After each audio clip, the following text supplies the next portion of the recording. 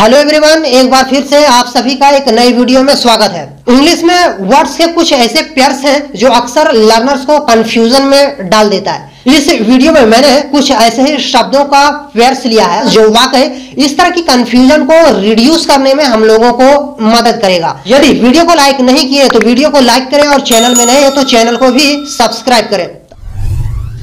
तो आइए शुरू करते हैं। यहाँ पर जो सबसे पहला पेयर ऑफ वर्ड है स्पेशल और अस्पेशल, जैसा कि आप स्क्रीन में इन दोनों शब्दों को देख सकते हैं। यदि इसका हिंदी मीनिंग देखा जाए तो इसका मतलब होता है विशेष रूप से या तो खास। इन दोनों शब्दों का एक ही मतलब होता है। और यदि इन दोनों शब्दों का ग्रामेटिकली पार्ट्स ऑफ स्पीच देखा जाए तो ये दोनों एडजेक्टिव में शामिल हैं। तो फिर सर इन दोनों शब्दों में क्या डिफरेंस है? तो मैं कहूंगा कोई डिफरेंस नहीं है, बल्कि इन दोनों शब्दों में से एक ऐसा शब्द है जो बहुतायत मात्रा में इस्तेमाल होता है, यानी वो प्रचलित है, पॉपुलर है, और एक शब्द ऐसा है जो ज्यादा ना इस्तेमाल होने के कारण उसका पॉपुलैरिटी बहुत कम है। तो आइए, यदि मैं आपको ये बोलूं कि इस वीडियो पे खास या विशेष अटेंशन या तो खास ध्यान दो, तो मैं बोलूंगा pay a special attention to this video, pay a special attention to this video. अब आप क्वेश्चन पूछोगे कि सर आपने जिस सेंटेंस में स्पेशल जैसे वर्ड को कंपोज किया, क्या आप इस स्पेशल को रिमूव करके वहां पे स्पेशल रख सकते हो?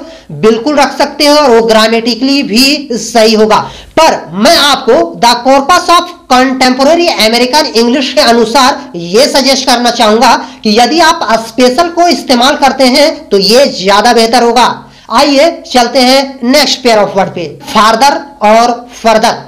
फार्दर का मतलब और अधिक दूर और फर्दर का मतलब भी और आगे और दूर, पर इन दोनों वर्ड्स में थोड़ा बहुत डिफरेंशिएशन है। सबसे पहले मैं ये क्लियर कर दूं कि फार्दर ये भी डिस्टेंस को डिनोट करता है और फर्दर ये भी डिस्टेंस को ही डिनोट करता है। पर फार्दर ये एक एक्चुअल डिस्टेंस है जिसे हम लोग तय करते हैं, और फर्दर ये भी डिस्टेंस को डिनोट ही करेगा, पर ये एक इमेजिनरी या तो सिर्फ काल्पनिक डिस्टेंस को ही शो करेगा।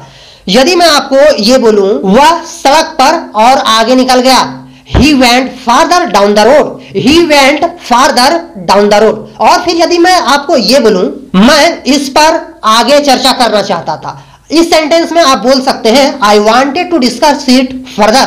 I wanted to discuss it further. अब यहां पर मैं इसे आगे चर्चा करना चाहता था, इसका मतलब ये थोड़ी कि भैया वो आदमी डिस्टेंस तय करेगा या तो वो आदमी डिस्टेंस तय करेगा चलकर, बल्कि वो किसी टॉपिक पर और थोड़ा सा आगे जाना चाहता है, चर्चा करना चाहता है। यहां पर कोई एक्चुअल डिस्टेंस को तय नहीं कर रहा है, बल्कि ये एक इमेजिनरी या तो काल्पनिक डिस्टेंस को ही शो कर रहा है। चलिए चलते हैं नेक्स्ट पेयर ऑफ वर्ड पे, ओल्डर एंड एल्डर। जैसा कि स्क्रीन में आप देख सकते हैं, ये दोनों वर्ड बुजुर्गी या तो उम्र को ही शो करता है, पर इसके यूटिलिटी में फर्क है। ओल्डर का इस्तेमाल आप चीजों की एज को दर्शाने के लिए या तो लोगों की एज को भी दर्शाने के लिए कर सकते हैं, पर एल्डर का हमेशा आप सिर्फ मनुष्य के लिए यानी ह्यूमन बीइंग के एज को ही दर्शाने के लिए ही यूटिलाइज करेंगे।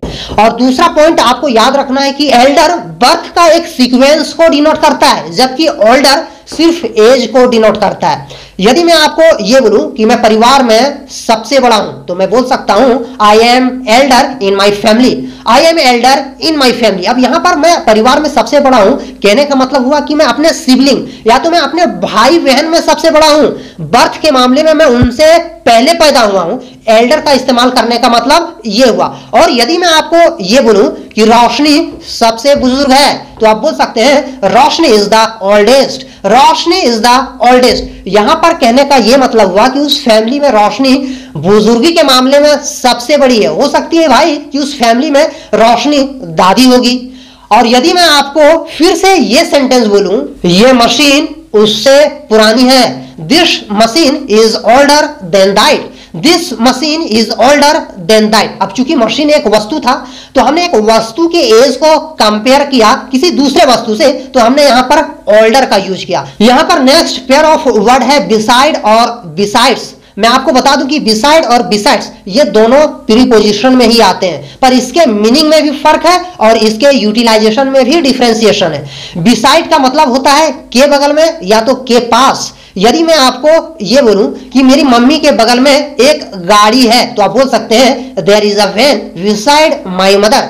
There is a van beside my mother, मैंने रोशनी के बगल में एक गुलदस्ता रखा। I placed a bouquet beside Roshni. अब यहां पर बिसाइड्स का मतलब होता है के अतिरिक्त या तो के अलावा। आपने इस तरह की सेंटेंसेस सुना होगा कि भाई मैं तो चावल के अलावा रोटी भी खाऊंगा, मैंने ये आदत दिल्ली में सीख रखा है। और यदि मैं आपको ये बोलूं कि मेरे साथ मेरे दोस्तों के अलावा मेरे घर के सदस्य भी वहां पर जाएंगे, तो यहां पर देखिए इन दोनों सेंटेंसेस में के अलावा या के अतिरिक्त ये वर्ड प्रयुक्त है, तो इसे रिप्लेस करने के लिए आप बिसाइड्स का ही यूज करेंगे। मैंने रोशनी के अलावा किसी से भी मोहब्बत नहीं किया, तो आप बोल सकते हैं I haven't loved anyone besides Roshni. I haven't loved anyone besides Roshni. मैं उम्मीद करता हूं कि ये सारे पेयर्स ऑफ वर्ड्स जो अक्सर लोगों को यूटिलाइजेशन के दौरान में कंफ्यूज कर देता था, यदि आप इन शब्दों को और इस तरह के और भी कई शब्द हैं, उन सारे शब्दों को यदि यूटिलाइज करते हुए यदि आप डेली लाइफ में इसकी प्रैक्टिस करते हैं राइटिंग के दौरान में, तो आप भी इस तरह की कंफ्यूजन को रिड्यूस करने में अपनी मदद कर सकते हैं, अपनी इंग्लिश लिटरेचर को और भी स्ट्रॉन्ग कर सकते हैं और हाँ, अपनी इंग्लिश स्पीकिंग को और भी इंप्रूव कर सकते हैं। मैं उम्मीद करता हूं कि ये वीडियो आपके लिए बेनिफिशियल है और वाकई ये वीडियो आपके अवेयरनेस को, आपके कॉन्सेप्ट को इंक्रीमेंट दिया, तो वीडियो को लाइक करें। Thank you.